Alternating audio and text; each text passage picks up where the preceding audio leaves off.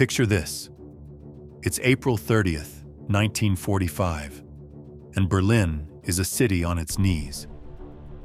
The once proud capital of the Third Reich is now a smoldering ruin, its grand boulevards reduced to jagged piles of brick and twisted steel, the air thick with the bitter tang of smoke and the distant rumble of Soviet artillery.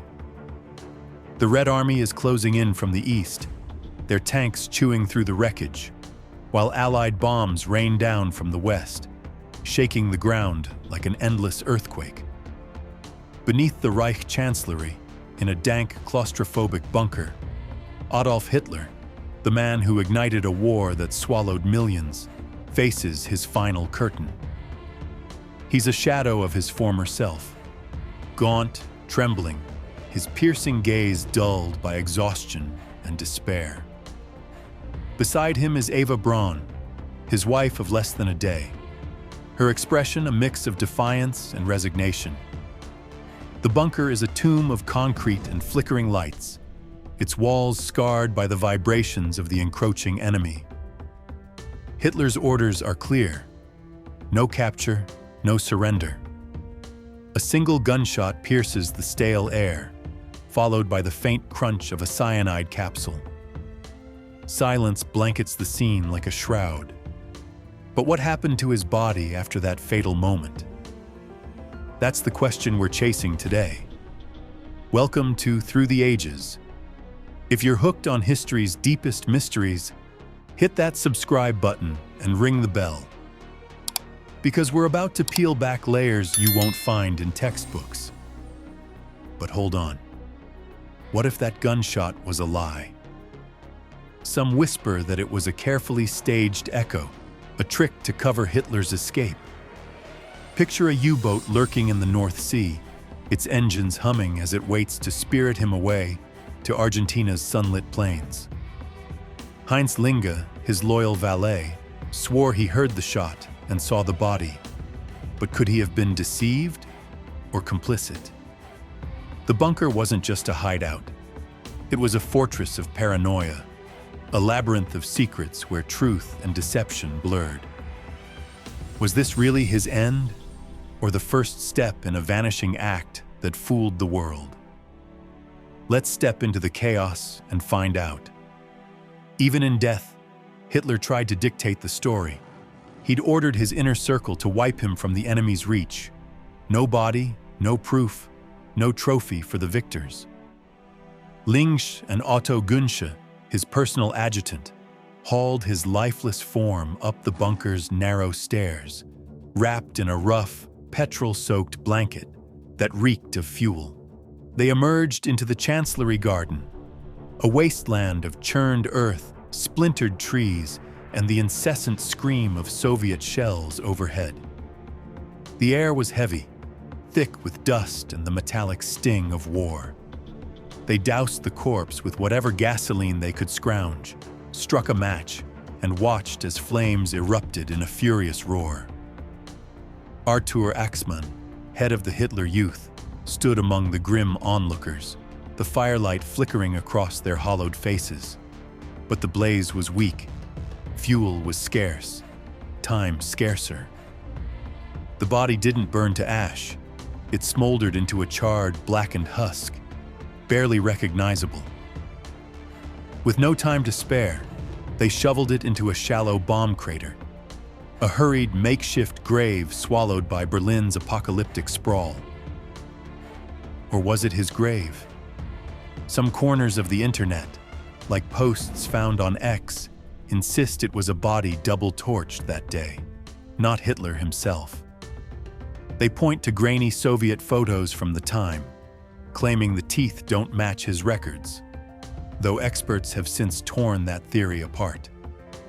Imagine the scene: a garden turned battlefield, the earth trembling under artillery barrages, smoke curling into a sky choked with ash. Could a doppelganger have been slipped in, burned beyond recognition, while the real Hitler slipped out a back door? The Nazis were no strangers to deception. Decoy operations and doubles had fooled intelligence agencies before. It's a haunting possibility, a dictator's last illusion, played out in fire and shadow, leaving the world to wonder. The Soviets didn't waste time. On May 2nd, 1945, just 2 days later, their troops stormed the bunker, kicking through its debris-strewn corridors like hunters on a trail.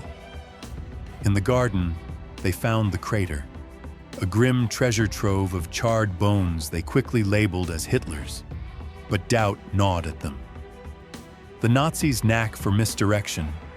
Was this really him or another trick? Early Soviet efforts were a comedy of errors. Picture this.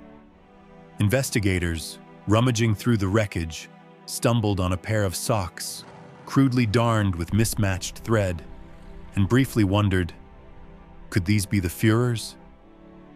It's almost laughable, and they dropped that idea fast. But the chaos was real. Stalin, sitting in Moscow, was a paranoid puppet master, demanding absolute proof his nemesis was dead. Without it, he couldn't rest, nor could he let the world rest. The recovery was sloppy, shrouded in secrecy, and ripe for speculation. And speculation, it sparked. Some theorists, echoed in shadowy Reddit threads, claim the Soviets swapped Hitler's body for a fake, hiding the real one in a secret Moscow vault as a twisted trophy. There's no evidence for this, not a shred, but the idea sticks like mud. Stalin didn't help.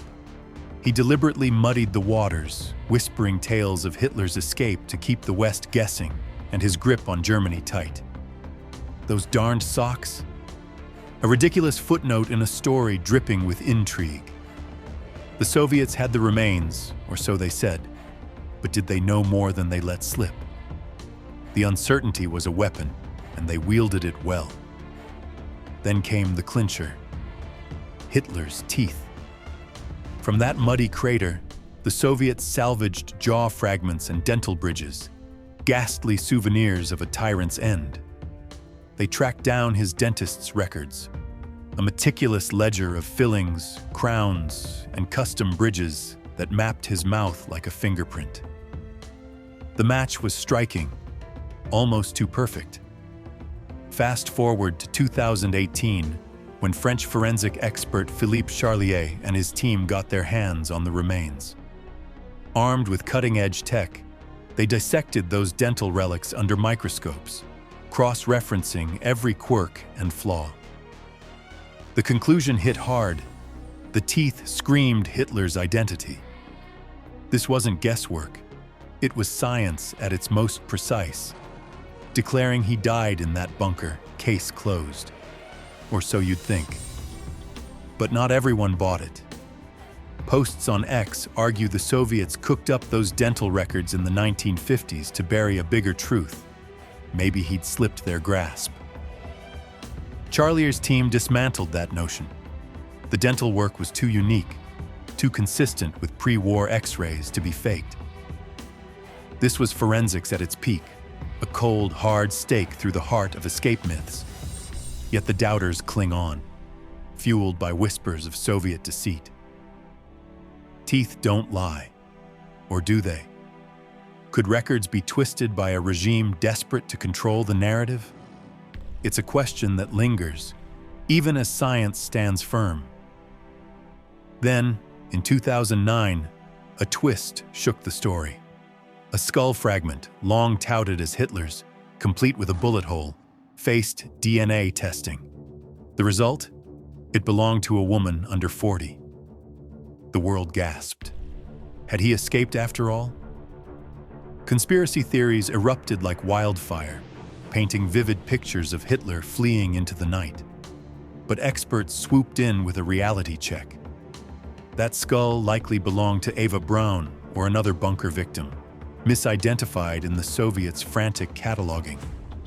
The dental evidence still tied Hitler to his fate, unshaken.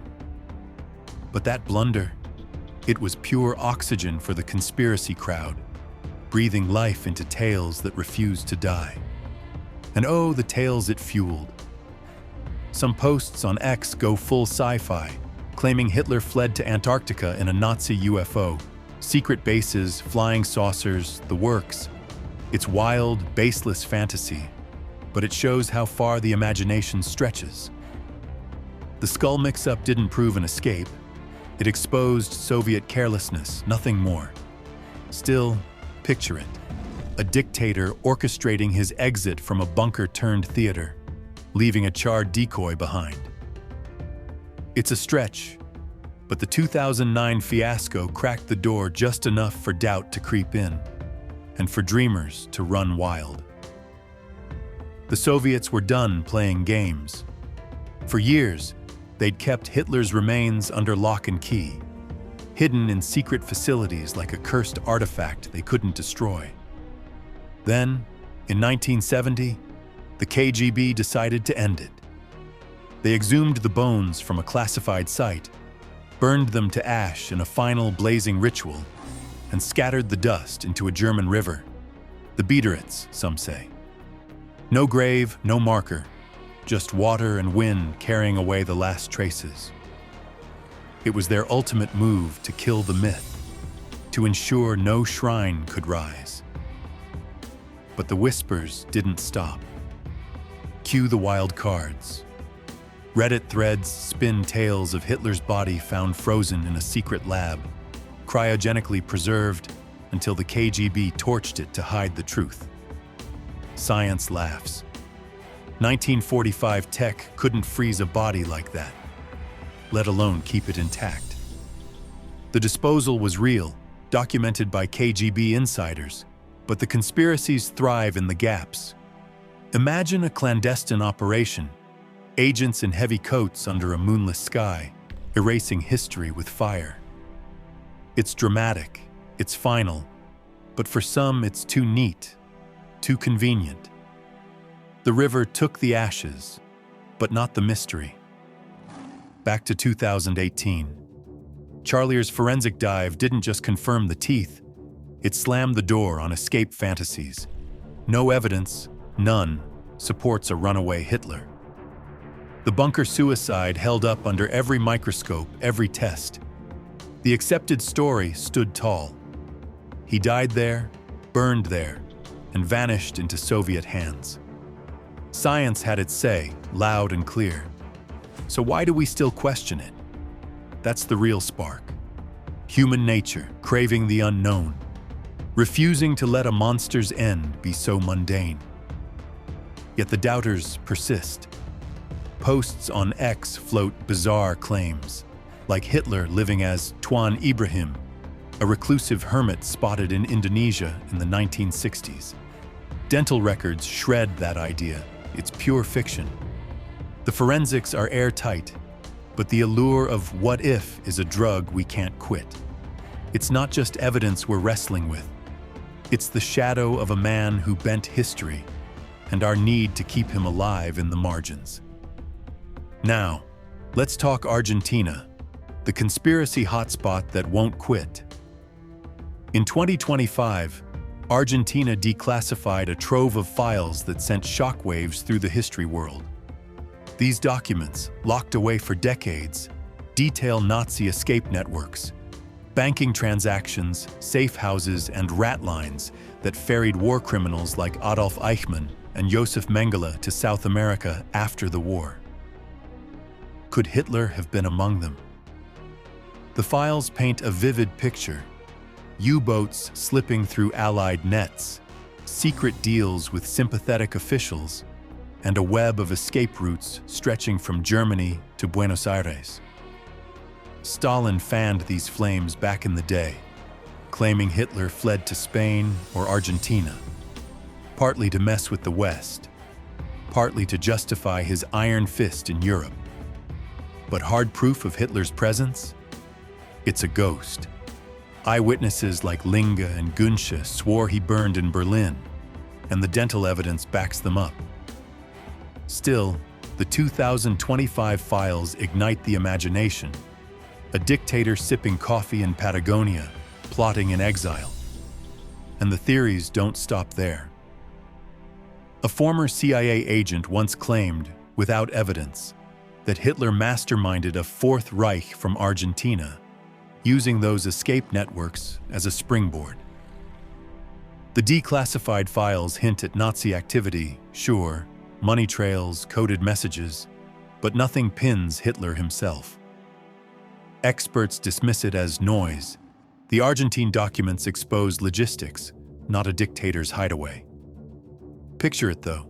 A grizzled Hitler, hunched over maps in a remote villa, dreaming of resurgence. It's a stretch. Science says he was ash by 1970. But the myth has legs, fueled by our fascination with evil's survival. Other conspiracies pile on. Cryogenic labs, Indonesian hermits, even a bunker in Bali. Each one crumbles under scrutiny, yet they endure, shadows dancing on the edge of fact. So where does that leave us? Here's the rundown, straight and raw. Hitler shot himself in the bunker on April 30th, 1945, with Eva Braun at his side. A grim, desperate end as Berlin collapsed around him. His body was burned in the garden, half charred in a faltering blaze, then shoveled into a crater. The Soviets scooped up the remains on May 2nd, bumbled through early IDs but nailed it with dental records. Confirmed again in 2018 by Charlier's team. The skull slip in 2009? A misstep, not a revelation. The KGB cremated what was left in 1970, scattering the ashes into a river to kill the legend. Forensics lock it tight. He died in Berlin. No escape, no second act. But the cracks, the Soviet secrecy, the Argentine files, the skull blunder, leave just enough room for doubt to fester. That's the hook. The 2025 Argentine files prove Nazis fled, but not Hitler. Still, they tease the mind. Conspiracy theories, from UFOs to frozen bodies, are fun to ponder, but fall flat against the evidence. History's got the bones of this tale. Suicide, fire, ash. But the edges blur with what-ifs. So what's your take? Is this case sealed, or is something still lurking in the shadows? Drop your thoughts in the comments. I want to hear every angle. Subscribe for more because history's a beast that keeps on growling.